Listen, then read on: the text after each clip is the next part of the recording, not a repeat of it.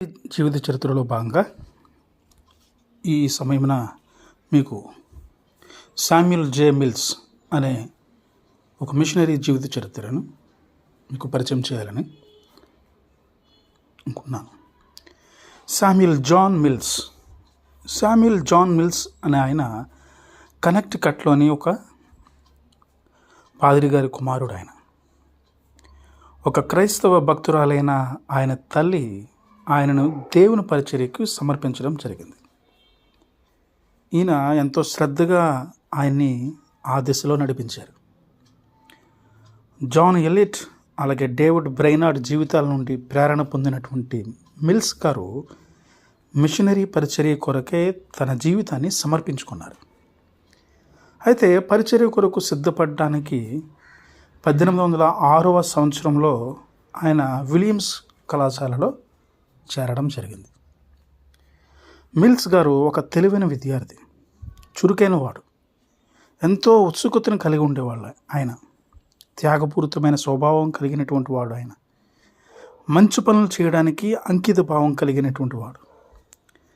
ప్రతి శనివారం ఆయన భక్తి కలిగినటువంటి తన నలుగురు స్నేహితులను కళాశాలలోని ఏకాంతంగా ఉండే పొదల మధ్య కలుసుకుని మిషనరీ పనుల కొరకు ప్రార్థించడం ఆనవాయితీగా ఉండేది. అయితే అటువంటి ఒక శనివారం వారి కలయికకు ఉరుములు మెరుపులతో కూడిన పెద్ద వర్షం వలన అంతరాయం కలిగింది. అందువల్ల వారు ఒక గడ్డి వాము కింద దాక్కుని ప్రార్థించడం కొనసాగించారు. ఆ ప్రార్థన యొక్క ఫలమే విదేశీ మిషన్లను ప్రోత్సహించే ఉద్దేశంతో ఏర్పడిన సొసైటీ ఆఫ్ బ్రదరన్. అనేక మంది విద్యార్థులు ఈ సంస్థలో భాగస్థులయ్యారు. వారిలో శామ్యూల్ న్యూవెల్ అలాగే అదోనీరామ్ జడ్సన్ వంటి వారు కూడా ఉన్నారు. ఈయన స్టార్ట్ చేసినటువంటి సొసైటీ ఆఫ్ బ్రదరన్ అనే దాంట్లో. అయితే 1801 సంవత్సరంలో మిల్స్తో సహా ఆ సంస్థలో ఉన్నటువంటి నలుగురు congregational general association of Massachusetts నందు హాజరయ్యి తమను తాము విదేశీ మిషనరీలుగా సమర్పించుకున్నారు. ఆ విధంగా American board of commissioners for foreign machines అనేది ఊనుకులోకి వచ్చింది. ఇలా జరుగుతూ ఉండగా 1812వ సంవత్సరంలో యాండోవర్ థియోలాజికల్ సెమినరీ నుండి పట్టభద్రులైనటువంటి తర్వాత పశ్చిమ మరియు దక్షిణ అమెరికాలో 2 మిషనరీ పర్యటనలు చేపట్టారు మిల్స్ గారు. ఆయన మిషనరీ పర్యటనల నివేదికలు అమెరికాలోని క్రైస్తవ సంఘముల మెలుకొలుపుకు దారితీసినప్పుడు దాని ఫలితంగా చివరికి 1826వ సంవత్సరంలో అమెరికన్ హోమ్ మిషనరీ సొసైటీ అనేది ఏర్పడ్డది.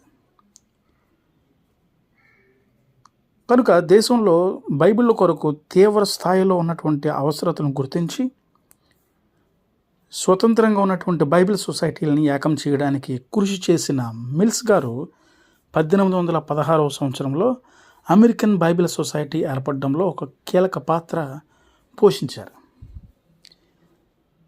అలా ఉంటుండగా అమెరికాలో తన పరిచర్య ఎంతో తీవ్రంగా ఉన్నప్పటికీ విదేశాలలో మిషనరీగా సేవ చేయాలనే కోరిక ఆయన్ని ఏనాడు కూడా విడిచిపోలేదు. చివరికి ది అమెరికన్ కాలనైజేషన్ సొసైటీ యొక్క మిషనరీ కార్యకలాపాలని పశ్చిమ ఆఫ్రికాలో విస్తరింపజేయడానికి ఆయన ఎంపికయ్యాడు. అయితే ఎంతో సంతోషంతో గమ్యాన్ని చేరుకోవడానికి ఓడలో ప్రయాణిస్తున్న ఆయన తనకు అప్పగించబడిన మిషన్ను చేపట్టక ముందే జ్వరం బారిన పడి అనారోగ్యం పాలయ్యాడు. ఆయన ఈ యువ మిషనరీ 1818 సంవత్సరము జూన్ నెల 16వ తారీఖున ఓడ ప్రయాణంలో ఉండగానే తన చివరి శ్వాస వదిలారు. ప్రియమైన వారలారా, మీరు ఉన్న స్థలములలో నిర్విరామంగా దేవునికి మీరు సేవ చేయాలనుకుంటున్నారా? అలా మీరు సేవ చేయాలనుకున్నట్లయితే ఈ మిల్స్ గారి యొక్క జీవిత చరిత్ర మీకోసమే.